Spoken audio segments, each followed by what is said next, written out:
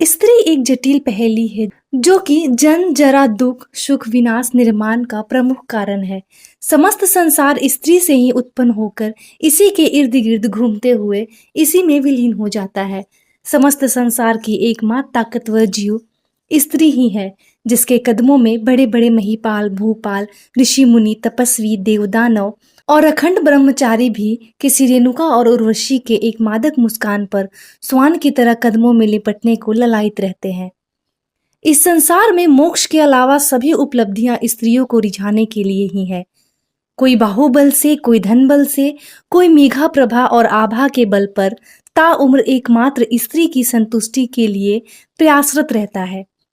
समय अनुकूल इसका रूप माँ, बहन, पत्नी, देवी और गणिका के रूप में बदलती रहती है और समस्त प्राकृतिक भी इसके साथ विभिन्न रूप, कभी पुत्र, कभी प्रेमी, कभी पति बनकर सदैव इसकी इच्छाओं की पूर्ति करने के लिए ही आकुल व्याकुल रहता है। कितना अजीब बात है कि एक ही स्तन से इंसान शुद्धा पूर्ति कर बलिष्ठ हो, उसी स्तन को मान मर्दन कर खुद की मर्दानगी साबित करने को प्रयासरत रहता है। एक तरफ यह जीवन देने का साधन है तो दूसरी तरफ वही स्तन एक दूसरे पुरुष के लिए परमानंद का साधन है। स्त्री कभी अबला नहीं है। जिस प्रसव पीड़ा को सहन कर वह प्राकृतिक चक्र को चलाती है, अगर उसे सबला मानने वाला पुरुष को सुषमांस भी झेलना पड़े तो शरीर विदीर्ण हो जाएगा। वह हर मायने में पुरुष से सबला है। समय और प्रकृति इसकी सहचारी है।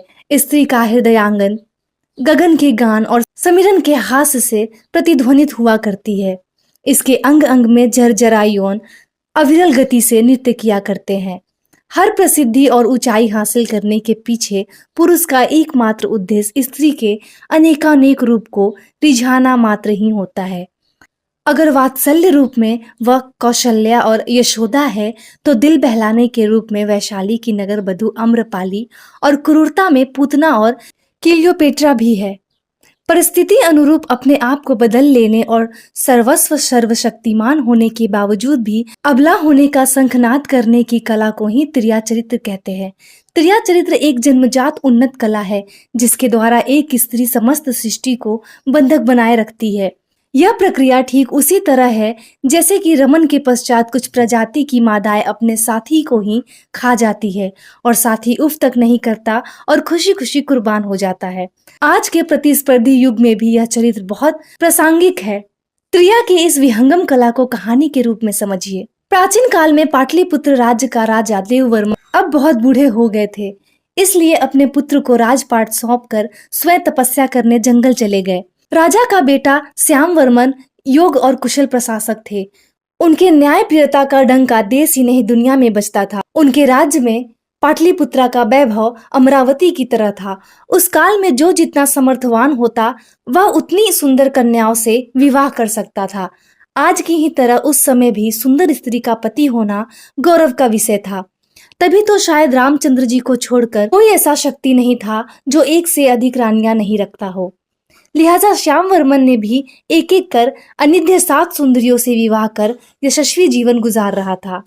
राजा रोज सुबह उठकर वहां से अपने गुरु का दर्शन और ज्ञान अर्जन करने के लिए गुरु आश्रम जाता था। रास्ते में रोज उसे एक सुंदर स्त्री पनघट पर जाते मिलती थी। एक दिन वह मृगनयनी स्त्री राजा से पूछी कि हे राजन, आप नित्य प्रति इतना सुबह सुबह कहाँ जाते हैं? राजा बोला, मैं अपने गुरु के पास ज्ञान सीखने जाता हूँ। तो पनिहारिन स्त्री इठलाती हुई कटाक्ष के साथ पूछती है, क्या आपके गुरु ने आपको त्रिया चरित्र सिखाया है? राजा बोला, मैं तो 6 शास्त्र और वेदों के साथ राजनीति का ज्ञाता हूँ, लेकिन त्रिया चरित्र तो नहीं सीखा हूँ। तो वह सुमुखी मुस्काते हुए बोली कि राजन, अगर त्रिया चरित्र नहीं सीखा तो कुछ नहीं सीखा। यह विद्या सारे गुप्त और प्रत्यक्ष ज्ञानों में सर्वश्रेष्ठ है, अतः अपने गुरु से यह कला भी सीख लीजिए। राजा के मस्तिष्क में स्त्री उतर चुकी थी, इसलिए उन्हें अपने गुरु पर काफी गुस्सा आ रहा था। राजा आश्रम में पहुंचा तो उसकी भाव भंगिमा को देखते हुए गुरुजी तार गए कि राजा गुस्से में है। तब गुरु ने सादर नम्रता पूर्वक पूछा कि हे पुत्र, तुम इतने गुस्से में क्यों हो? राजा बोला, गुरुवर, आपने मुझे सारा ज्ञान सिखाया, लेकिन त्रिया चरित्र क्यों नहीं सिखाया? गुरुजी समझ गए कि राजा स्त्री बाण से घायल हो चुका है। फिर भी उन्होंने समझाया कि राजन, इस विद्या को सीखने में आपकी जान भी जा सकती है। लेकिन राजा द्वारा हट करने पर गुरुजी ने उन्हें एक अभिमंत्रित माला दिया और कहा कि जब तक तुम इस विद्या को सीखोगे तब तक इसे धारण कर लो। यह तुम्हें संकट से बचाएगा। इस विद्या में जान जाने की बहुत संभावना होती है। राजा खुशी खुशी माला धारण कर अपने महल लौटने लगा। लौटते लौटते उसे रात हो गई। कुछ दूर जाने पर उसने देखा कि वही सुंदर पनिहारिन यौन भार से लदी इठलाती बलखाती 16 श्रृंगार किए हाथ में भोजन की थाली लिए जा रही थी। राजा को बहुत आश्चर्य हुआ कि यह औरत इस समय इस जंगल में कहाँ जा रही है।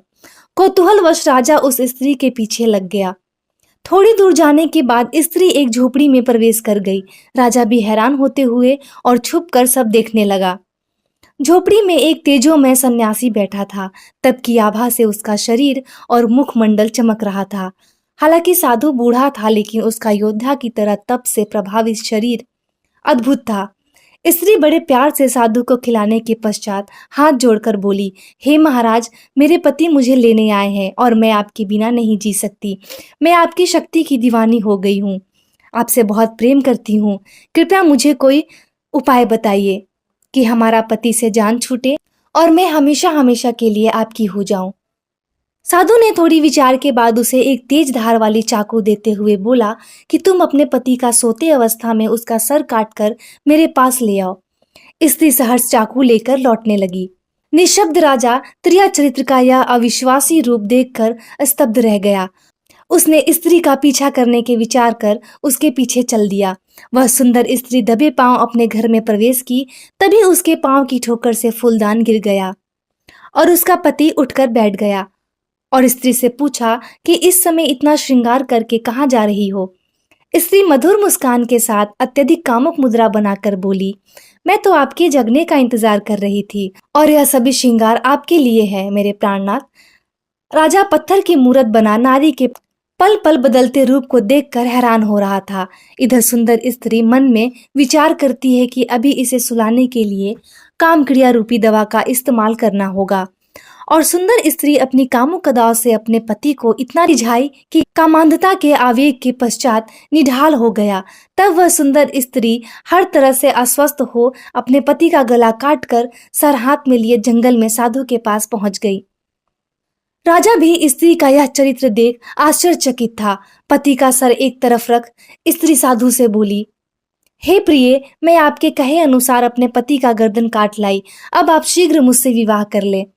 स्त्री के इस व्यवहार पर साधु बहुत गुस्सा हुआ और स्त्री को लात मुक्के और डंडे से मारते हुए बोला कि भाग जा यहाँ से, नहीं तो जान से मार दूंगा।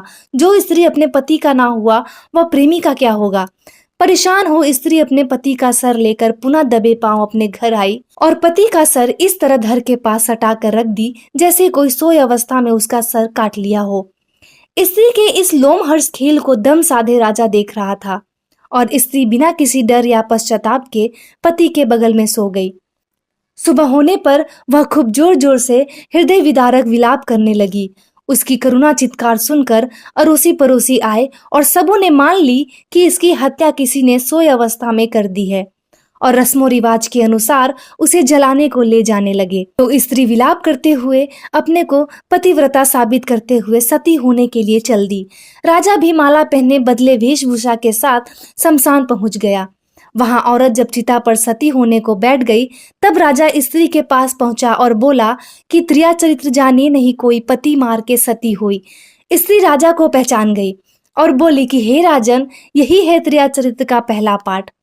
आगे अभी आपको 7 चरणों का त्रिया चरित्र सीखना है।